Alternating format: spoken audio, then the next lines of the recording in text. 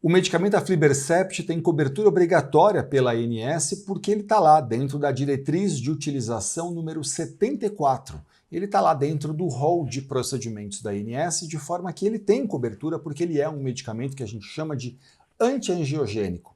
Acontece que na prática, muita gente costuma reclamar que não consegue fazer a autorização desse tratamento pela operadora de plano de saúde, e a questão é, por que isso acontece? Eu vou tentar explicar um pouco para vocês.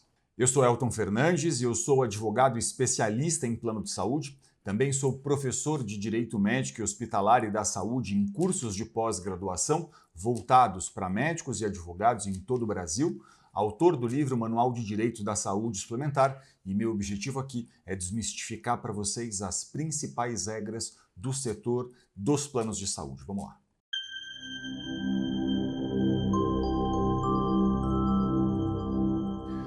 Olha, esses tratamentos oculares com antiangiogênicos, eles estão previstos dentro da regra que a gente chama de diretriz de utilização da ANS. Que regra é essa? Vamos lá. Na descrição desse link aqui no YouTube, eu vou deixar para vocês o caminho para que vocês possam ler a regra, a fim de não ficar tomando o tempo de vocês aqui. Então eu vou mostrar didaticamente a vocês o que diz a regra, mas eu vou falar também sobre o que diz a lei, ok? Basicamente é o seguinte, essa regra, essa diretriz de utilização da ANS, ela prevê condições para que um paciente possa acessar esse tratamento. E que condições são essas? Elas estão ali estabelecidas dentro do anexo 2 da Resolução Normativa 465, que, como eu disse para você, estará aqui na descrição do vídeo. Mas, na prática, muitas das vezes, por alguma particularidade técnica ou alguma questão clínica, o paciente não atinge adequadamente todos os critérios da ANS para que ele acesse o tratamento. E o que faz a operadora de plano de saúde nesse caso? Nesse caso, a operadora de plano de saúde simplesmente diz então que ela não vai cobrir, que isso não tem cobertura obrigatória por ela, e então ela passa a recusar o tratamento com antiangiogênico, deixando o paciente muitas vezes à mercê da sua própria sorte.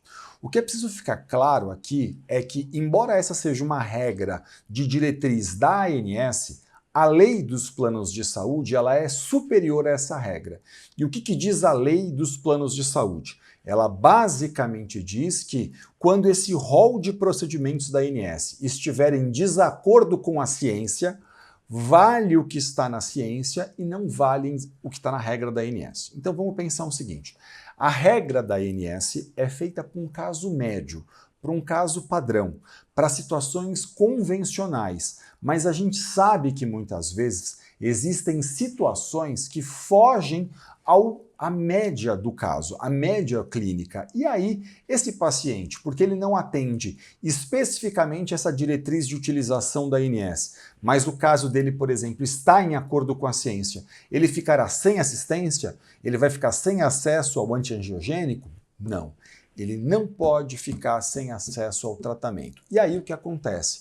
Aí vem a necessidade de que o médico que assiste esse beneficiário, faça um relatório clínico explicando que, apesar do caso não estar em acordo com a regra da ANS, é essencial que esse paciente tenha acesso ao tratamento. Porque ao explicar isso, o que a operadora de saúde vai ter que fazer? Bom, primeiro, ela pode provocar uma reanálise pela auditoria médica a fim de que possa entender, porque a operadora ela deveria se guiar pela lei. Se ela decidir seguir a lei, que é o que é correto, ela pode então olhar para esse pedido médico, para esse relatório que explica que o caso está em acordo com a regra da ANS e dizer: vou fazer a liberação.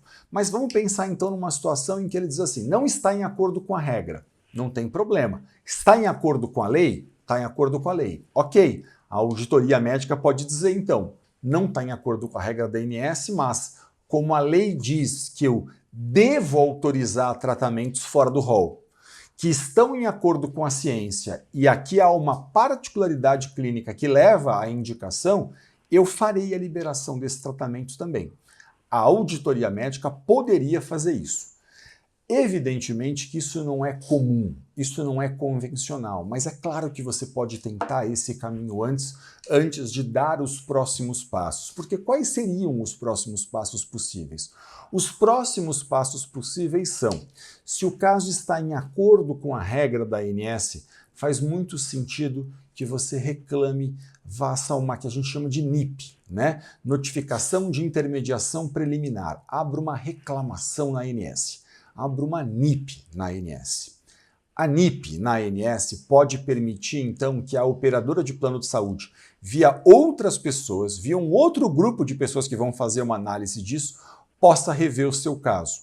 Ela vai ter, basicamente, 10 dias úteis para fazer a resposta para você, para dizer se ela vai liberar ou se ela não liberar. E se ela liberar, muito que bem. Surtiu efeito a sua reclamação na ANS e você fez muito bem em reclamar. E se ela não liberar? Olha, se ela não liberar, ao meu sentir é hora de você dar o passo 3, que é procurar um advogado especialista em plano de saúde que conheça a regra dos tratamentos oculares com antiangiogênicos, tá? Isso é extremamente importante, porque esse profissional vai analisar essa regra, ele vai então ver o relatório do seu médico e ele poderá então fazer uma ponderação de se está tudo certo, se está tudo completo, se é possível fazer a liberação disso, eventualmente até entrando com uma ação judicial e buscando a autorização disso para você na justiça. É uma análise cuidadosa e profissional, desse advogado, por exemplo, que pode permitir que a gente olhe para isso com muito cuidado, com muito critério e que explique adequadamente, então, quais são os caminhos que vão ser percorridos para buscar a liberação disso, se o caso até via uma ação judicial. E olha, existem profissionais experientes e especialistas em todo o Brasil, porque eu leciono em cursos de pós-graduação em todo o país. E tenho um grande orgulho de poder dizer que existem advogados que se formam conosco todos os semestres e que saem muito capacitados para entender isso. Portanto, se você não conhece um, você pode fazer isso online sem problema, porque como tudo é eletrônico hoje, como tudo isso hoje é feito eletronicamente, até um processo judicial, se necessário, é feito eletronicamente, você pode então consultar um profissional online, mandar os documentos todos por WhatsApp para ele, ele vai analisar e vocês vão fazer uma reunião, se encontrar no ambiente virtual, conversar, tirar suas dúvidas todas, ele entender as particularidades do seu caso, porque não importa qual é a operadora de plano de saúde, não importa qual é o tipo de contrato que você tem, se ele é empresarial, individual, coletivo, todas as operadoras de planos de saúde devem seguir a mesma lei, e essa lei diz que, não estando no rol, mas estando em acordo com a ciência, ela diz que a operadora deverá fazer a autorização. E aí, claro, é muito importante que esse advogado conheça a regra, conheça a ciência e saiba até, eventualmente, onde buscar pareceres técnicos que possam subsidiar a indicação específica do tratamento ao seu caso. Eu desejo a você muito sucesso, que tudo fique bem. Se eu puder ser útil, mande aqui a mensagem para a gente, deixa aqui sua dúvida, que a gente é sempre um grande prazer poder interagir e tirar de todas as dúvidas daquilo que a gente disse aqui no vídeo. Muito sucesso e tudo bem. Até o próximo vídeo, que tudo fique bem por aí.